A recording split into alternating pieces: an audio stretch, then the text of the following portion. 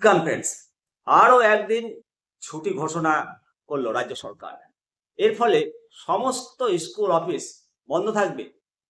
নবান্ন আগেই বিজ্ঞপ্তি জারি করেছিল 29শে জুলাই। এবার সেই বিজ্ঞপ্তি ধরে মধ্যশিক্ষা পর্ষদ বিজ্ঞপ্তি জারি করলো।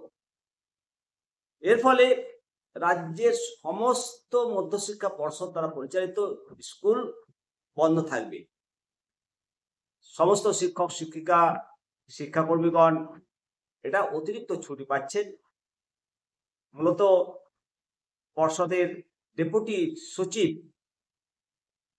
যে বিজ্ঞপ্তি জারি করেছে তাতে 3রা সেপ্টেম্বর 2025 তারিখ করম পূজা উপলক্ষে সমস্ত মাধ্যমিক স্কুল বন্ধ থাকবে।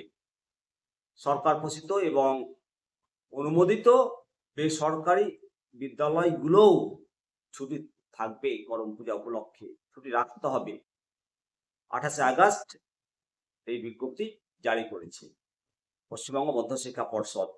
প্রাথমিক বিভাগ আগেই বিজ্ঞপ্তি জারি করেছে। এর ফলে সমস্ত স্কুল কলেজ অফিস বন্ধ থাকবে। আপনাদের মতামত জানাবেন। ভালো থাকবেন। চ্যানেলটিকে অবশ্যই সাবস্ক্রাইব করুন। জয় হিন্দ, জয় ভারত।